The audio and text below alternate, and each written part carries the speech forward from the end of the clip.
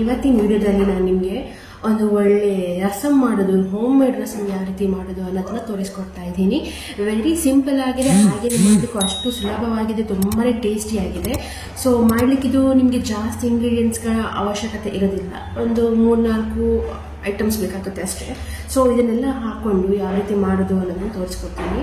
ಇದಕ್ಕೆ ಜಾಸ್ತಿ ಅಂತ ಹೇಳಿದ್ರೆ ನಿಮಗೆ ಮಸಾಲೆ ರೆಡಿ ಮಾಡಿ ನೀವು ಇಟ್ಬಿಟ್ರೆ, ಒಂದು ಡಬ್ಬದಲ್ಲಿ ಹಾಕೊಂಡು ಇಟ್ಬಿಟ್ರೆ ಅದನ್ನು ತುಂಬ ದಿವಸಗಳವರೆಗೆ ನೀವು ಯೂಸ್ ಮಾಡ್ಬೋದು. ಮೆಥಡ್ಸ್ 2 ರೀತಿ ಬರುತ್ತೆ. ಒಂದು, ನೀವು ಬೇಕಾದರೆ ಆಯಿಲ್ ಹಾಕೊಂಡು ಆ ಮಸಾಲೆನ ಫ್ರೈ ಮಾಡಿ ಆ ಥರ ಪೌಡ್ರ್ ಮಾಡ್ಕೊಂಡು ಇಟ್ಕೋಬೋದು. ಅಥವಾ ನಿಮಗೆ ಮಸಾಲೆ ಹಾಕದೆ ನೀವೇನಾದರೂ ಫ್ರೀಸರಲ್ಲಿ ಎಲ್ಲ ಹೊರಗಡೆ ಇಟ್ಕೊಳ್ತೀರಾ ಅಂತ ಅನ್ನೋದಾದರೆ ಮಸಾಲೆಗೆ ಎಣ್ಣೆ ಹಾಕದೆ ಹಾಗೆಯೇ ಫ್ರೈ ಮಾಡಿ ಅದನ್ನು ಹುಡಿ ಮಾಡಿ ಇಟ್ಕೊಂಡು ಡಬ್ಬದಲ್ಲಿ ಇಟ್ಕೊಂಡು ಸ್ಟೋರ್ ಮಾಡಿ ಇಡ್ಬೋದು. ಅದನ್ನು ಯಾವಾಗ ಬೇಕಾದರೂ ನೀವು ರಸಂ ಮಾಡುವಾಗ ಅದನ್ನು ಯೂಸ್ ಮಾಡಿಕೊಂಡು ನೀವು ಪಟ್ಟನೆ ರಸಂ ಮಾಡ್ಕೋಬಹುದು.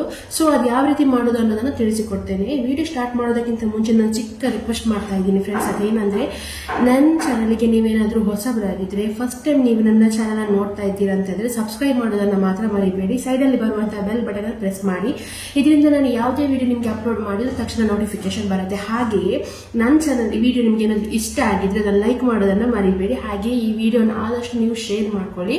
ಆಮೇಲೆ ನಿಮ್ಗೆ ಏನಾದರೂ ನನಗೆ ತಿಳಿಸಬೇಕು ಅಂತ ಹೇಳಿದ್ರೆ ನೀವು ಕಮೆಂಟ್ ಮಾಡಿ ನನಗೆ ತಿಳಿಸಬಹುದು. ಓಕೆ, ಇವಾಗ ಜಾಸ್ತಿ ಟೈಮ್ ನಾನು ವೇಸ್ಟ್ ಮಾಡೋದಿಲ್ಲ. ರಸಂ ಯಾವ ರೀತಿ ಮಾಡೋದು ಅನ್ನೋದನ್ನ ತೋರಿಸ್ಕೊಡ್ತೀನಿ.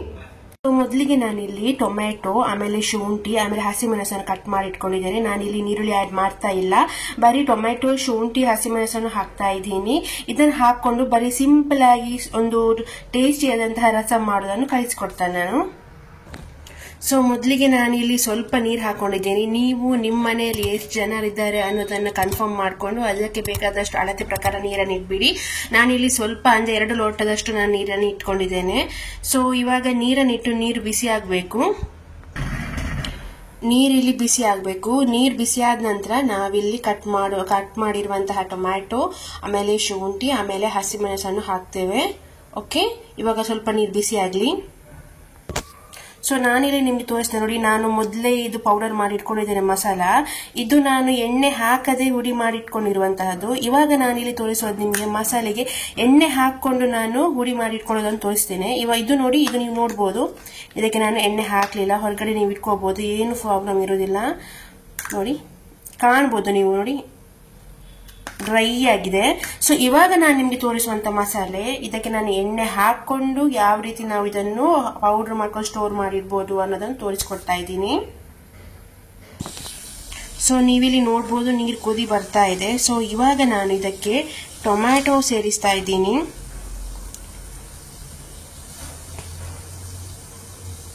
ಟೊಮೆಟೊ ಇಲ್ಲಿ ನಾನು ಹಾಕ್ತಾ ಇದ್ದೀನಿ. ಇದಾದ ನಂತರ ಶುಂಠಿ ನಾನು ಕಟ್ ಮಾಡಿ ಇಟ್ಕೊಂಡಿದ್ದಲ್ವ ಅದನ್ನು ಹಾಕ್ತಾ ಇದ್ದೀನಿ. ಅದಾದ ನಂತರ ಹಸಿಮೆಣಸನ್ನು ನಾನು ಇಲ್ಲಿ ಹಾಕ್ತಾ ಇದ್ದೀನಿ. ಇವು ಚೆನ್ನಾಗಿ ಕುದಿ ಬರಬೇಕು, ಅಲ್ಲಿ ತನಕ ನಾವು ಇದನ್ನು ಕುದಿಸ್ಕೋಬೇಕಾಗುತ್ತೆ. ಸೊ ನೀವಿಲ್ಲಿ ನೋಡ್ಬೋದು, ಟೊಮ್ಯಾಟೊ ನಾವು ಹಾಕಿ ಚೆನ್ನಾಗಿ ಕುದಿ ಬರ್ತಾ ಇದೆ. ಈ ತರ ಚೆನ್ನಾಗಿ ಕುದಿಬೇಕು, ಟೊಮ್ಯಾಟೊ ಸಿಪ್ಪೆ ಬೇರೆ ಬೇರೆ ಆಗಬೇಕು, ಅಲ್ಲಿ ತನಕ ನಾವು ಈ ತರ ಕುದಿಸ್ಬೇಕು. ಸೊ ಇಲ್ಲಿ ಇವಾಗ ನಾನು ಇದಕ್ಕೆ ಹಾಕ್ಲಿಕ್ಕೆ ಹುಳಿ ರಸವನ್ನು ರೆಡಿ ಮಾಡ್ಕೋಬೇಕಾಗುತ್ತೆ. ಸೊ ಒಂದು ನಿಮಿಷ ನಾನು ನಿಮಗೆ ತೋರಿಸ್ತೇನೆ. ಸೊ ನೋಡ್ಬೋದು ನೀವಿಲ್ಲಿ, ನಾನು ಹುಳಿಯನ್ನು ಸ್ವಲ್ಪ ನೀರು ಹಾಕೊಂಡು ಅದರ ಹುಳಿ ರಸ ತೆಗಿಬೇಕು, ನಮಗೆ ರಸ ಬೇಕಾಗುತ್ತೆ. ಸೊ ಹುಳಿ ಹಾಕೊಂಡು ಇಟ್ಟಿದ್ದೇನೆ ನಾನು, ನೀವು ಕಾಣ್ಬೋದು. ಸೊ ಇದನ್ನು ಸೈಡಲ್ಲಿ ಇಡುವ. ಅದು ಟೊಮ್ಯಾಟೊ ಚೆನ್ನಾಗಿ ಬೆಂದ ಮೇಲೆ ನಾವು ಇದನ್ನು ಸೇರಿಸ್ಕೋಬೇಕಾಗುತ್ತೆ. ಸೊ ಇಲ್ಲಿ ಕುದೀತಾ ಇದೆ. ಸೊ ಇದಕ್ಕೆ ನಾನು ರುಚಿಗೆ ತಕ್ಕಷ್ಟು ಉಪ್ಪನ್ನು ಸೇರಿಸ್ತಾ ಇದ್ದೀನಿ, ಉಪ್ಪು ಹಾಕ್ತಾ ಇದ್ದೀನಿ. ಉಪ್ಪು ನೀವು ನೋಡ್ಕೊಂಡು ಹಾಕೊಳ್ಳಿ. ಸೊ ಇದಾದ ನಂತರ ನಾನು ಇದಕ್ಕೆ ಸ್ವಲ್ಪ ಬೆಲ್ಲ, ನೋಡಿ ಜಾಸ್ತಿ ಇಲ್ಲ, ಬೆಲ್ಲದ ಹುಡಿಯನ್ನು ಸೇರಿಸ್ತಾ ಇದ್ದೀನಿ. ಸ್ವಲ್ಪ ತುಂಬಾ ರಸಮಿಗೆ ಸಿಹಿ ಬೇಕು ಅಂತ ಅನ್ನೋರು ನೀವು ಜಾಸ್ತಿ ಆ್ಯಡ್ ಮಾಡ್ಬೋದು. ನಾನಿಲ್ಲಿ ಸ್ವಲ್ಪ ಆ್ಯಡ್ ಮಾಡ್ತಾ ಇದ್ದೀನಿ. ಇದು ಚೆನ್ನಾಗಿ ಕುದಿಬೇಕು. ಇದು ಕುದಿದ ನಂತರ ನಾವಿಲ್ಲಿ ಮೊದಲೇ ಹುಳಿ ರಸ ತಗೊಂಡಿರ್ತಿದ್ದೀವಲ್ಲ, ನಾವು ಅದನ್ನ ಇಲ್ಲಿ ಹಾಕ್ತಾ ಇದ್ದೇವೆ. ಹುಳಿ ಜಾಸ್ತಿ ಬೇಕು ಅಂತ ಹೇಳಿದ್ರೆ ಜಾಸ್ತಿ ಹುಳಿಯನ್ನು ಹಾಕಿ ನೀರನ್ನು ತೆಗೆದು ಹಾಕ್ಬೋದು, ಕಡಿಮೆ ಆದರೆ ಕಡಿಮೆ, ಅದು ನೀವು ನೋಡ್ಕೊಳ್ಳಿ, ನಿಮಗೆ ಟೇಸ್ಟ್ ಅನುಸಾರವಾಗಿ ನೀವು ಹಾಕೊಳ್ಳಿ. ನೋಡಿ ಇಲ್ಲಿ ಚೆನ್ನಾಗಿ ಕುದಿ ಬರ್ತಾ ಇದೆ. ಅದು ಚೆನ್ನಾಗಿ ಕುದಿದ ತನಕ ನಾವಿಲ್ಲಿ ಮಸಾಲೆ ರೆಡಿ ಮಾಡೋಣ. ನಾನಿಲ್ಲಿ ಪ್ಯಾನಿಗೆ ಮೆಣಸನ್ನು ಹಾಕ್ತಾ ಇದ್ದೀನಿ. ಅದನ್ನು ಸ್ವಲ್ಪ ಚೆನ್ನಾಗಿ ಫ್ರೈ ಚೆನ್ನಾಗಿ ಫ್ರೈ ಮಾಡಬೇಕಾಗುತ್ತೆ. ಸೊ ಇದನ್ನು ಚೆನ್ನಾಗಿ ಫ್ರೈ ಮಾಡ್ಕೊಳ್ಳಿ.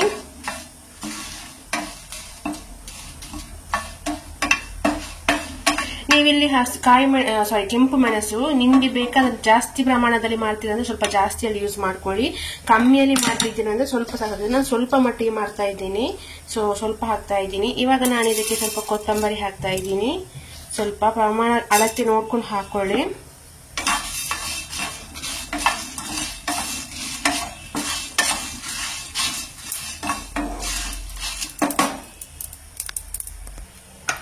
ಸೊ ನಾನಿಲ್ಲಿ ಇವಾಗ ಸ್ವಲ್ಪ ಎಣ್ಣೆ ಹಾಕ್ತಾ ಇದ್ದೀನಿ. ನೀವು ಜಾಸ್ತಿ ಬೇಕು ಜಾಸ್ತಿ ಹಾಕೊಳ್ಳಿ, ನಾನು ಸ್ವಲ್ಪ ಹಾಕ್ತಾ ಇದ್ದೀನಿ. ಆ ಎಣ್ಣೆ ಹಾಕೊಂಡು ಇದನ್ನು ಸ್ವಲ್ಪ ಚೆನ್ನಾಗಿ ಮಿಕ್ಸ್ ಮಾಡ್ಕೊಳ್ಳಿ, ಫ್ರೈ ಮಾಡ್ಕೊಳ್ಳಿ.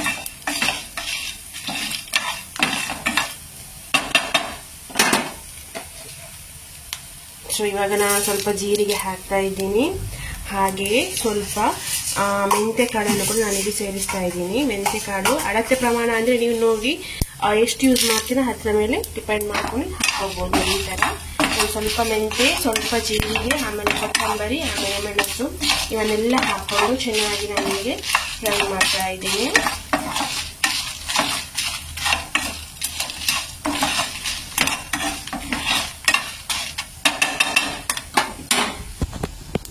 ನೋಡ್ಬೋದು ನೀವು, ಇದು ಫ್ರೈ ಆಗಿದೆ, ಫ್ರೈ ಆಗ್ತಾನೆ ಇದೆ. ಚೆನ್ನಾಗಿ ಫ್ರೈ ಮಾಡ್ಕೊಳ್ಳೋಕೆ.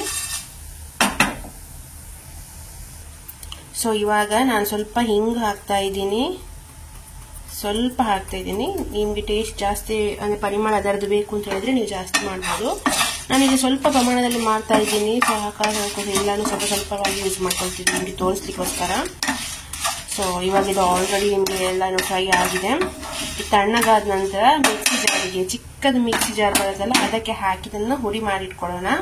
ಸ್ವಲ್ಪ ತಣ್ಣಗಾಗಲಿಕ್ಕೆ ಬಿಡುವಣ. ಓಕೆ, ಇವಾಗ ಇದನ್ನ ಇಲ್ಲಿ ರುಬ್ಕೊಂಡು ಇಟ್ಕೊಂಡಿದ್ದೇನೆ ಮಸಾಲೆ. ನೋಡ್ಬೋದು ನೋಡಿ, ಈ ತರ ಮಸಾಲೆ ಬಂದಿದೆ. ಇದನ್ನ ನೀವು ಒಂದು ಡಬ್ಬದಲ್ಲಿ ಕಂಟೈನರ್ ಅಲ್ಲಿ ಹಾಕಿ ಸ್ಟೋರ್ ಮಾಡಿ ಇಡ್ಬೋದು.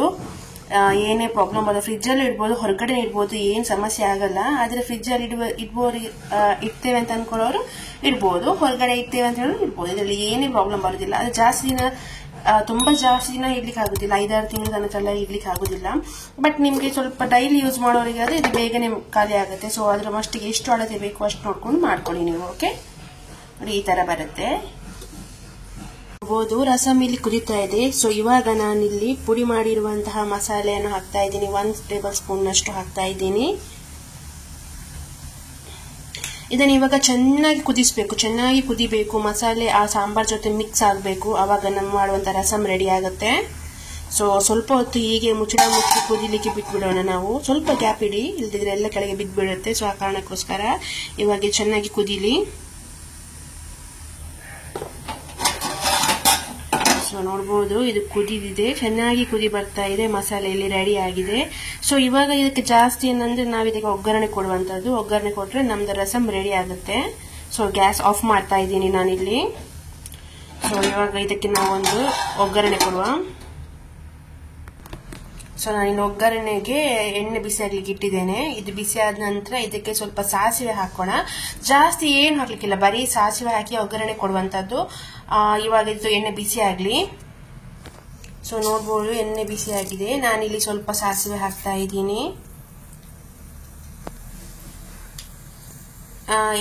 ಸಾಸಿವೆ ಎಲ್ಲ ಸಿಡಿಬೇಕು, ಅಲ್ಲಿ ತನಕ ಇದನ್ನು ಹಾಗೆ ಬಿಡಿ. ಸ್ವಲ್ಪ ಸಿಡಿದ ನಂತರ ಇದನ್ನು ನಾವು ಒಗ್ಗರಣೆ ರಸಮಿಗೆ ಸೇರಿಸ್ಕೊಳ್ಳೋಣ.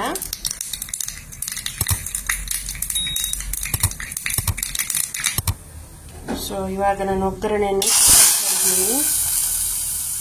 ನೋಡ್ಬೋದು. ನೀವು ಇದಕ್ಕೆ ಬೇಕಿದ್ರೆ ಫೈನಲ್ ಆಗಿ ಕೊತ್ತಂಬರಿ ಸೊಪ್ಪನ್ನು ಕಟ್ ಮಾಡಿ ಹಾಕೊಳ್ಳಿ. ನಾನು ಇಲ್ಲಿ ಹಾಕ್ತಿಲ್ಲ, ಹಾಗೆ ನಂಗೆ ಚೆನ್ನಾಗಿ ಅಂದ್ರೆ ತಿನ್ಲಿಕ್ಕೆ ಖುಷಿ ಆಗುತ್ತೆ, ಟೇಸ್ಟಿ ಆಗಿರುತ್ತೆ. ಸೊ ಆ ಕಾರಣಕ್ಕೋಸ್ಕರ ಹಾಕ್ತಿಲ್ಲ.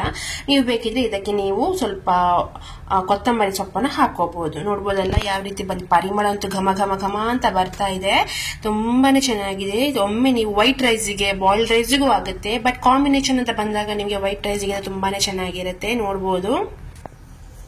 ಸೊ ನೀವಿಲ್ಲಿ ನೋಡ್ಬೋದು, ರಸಂ ಚೆನ್ನಾಗಿ ಬಂದಿದೆ, ಕಲರ್ ತುಂಬಾನೇ ಟೇಸ್ಟಿ ಆಗಿದೆ. ಸ್ವೀಟ್, ಹುಳಿ, ಖಾರ, ಆಮೇಲೆ ಉಪ್ಪು ಎಲ್ಲ ಸೇರಿ ಚೆನ್ನಾಗಿ ಬಂದಿದೆ. ನೋಡ್ಬೋದು, ಮನೆಯಲ್ಲೊಮ್ಮೆ ಮಾಡ್ಕೊಳ್ಳಿ, ತುಂಬಾನೇ ಚೆನ್ನಾಗಿದೆ, ತುಂಬಾನೇ ಟೇಸ್ಟಿ ಆಗಿದೆ. ವೈಟ್ ರೈಸ್ ಜೊತೆ ಅಂತೂ ತುಂಬಾನೇ ಚೆನ್ನಾಗಿರುತ್ತೆ ತಿನ್ಲಿಕ್ಕೆ. ಪರಿಮಳ ನಿಮಗೆ ಸೇಮ್ ನಾವು ದೇವಸ್ಥಾನದಲ್ಲಿ ತಿಂತೀವಲ್ಲ ಸಾಂಬಾರ್ ಆ ರೀತಿ ಇರುತ್ತೆ. ತುಂಬಾನೇ ಚೆನ್ನಾಗಿದೆ. ಒಮ್ಮೆ ಟ್ರೈ ಮಾಡಿ. ಪರಿಮಳ ಅಂತೂ ಘಮ ಘಮ ಘಮ ಅಂತ ಬರ್ತಾ ಇದೆ. ಟ್ರೈ ಮಾಡಿ ನೀವು. ದೇವಸ್ಥಾನಗಳಲ್ಲಿ ಮಾಡುವಂತಹ ಸಾಂಬಾರನ್ನು ಮನೆಯಲ್ಲೇ ನೀವು ಆರಾಮವಾಗಿ ಈಸಿಯಾಗಿ ತುಂಬ ಸುಲಭವಾಗಿ ಮಾಡ್ಕೋಬಹುದು. ಈ ರೀತಿ ಮಾಡಿಕೊಂಡ್ರೆ ತುಂಬಾನೇ ಚೆನ್ನಾಗಿರುತ್ತೆ. ಒಮ್ಮೆ ಟ್ರೈ ಮಾಡಿ ನೋಡಿ, ಓಕೆನಾ? ತುಂಬಾನೇ ಇಷ್ಟ ಆಗುತ್ತೆ ನಿಮಗೆ. ಸೊ ನೀವು ನೋಡ್ಬೋದು ಇಲ್ಲಿ ಯಾವ ರೀತಿ ರಸಂ ಬಂದಿದೆ ಅಂತ ಹೇಳಿ. ಚೆನ್ನಾಗಿ ಕಾಣ್ತದೆ, ಕಲರು ಚೆನ್ನಾಗಿದೆ. ಆಮೇಲೆ ಇದು ಟೇಸ್ಟ್ ಮಾಡಿ ನೋಡಿ ಒಮ್ಮೆ ಎಷ್ಟು ಚೆನ್ನಾಗಿದೆ ಅಂತ ಹೇಳಿ.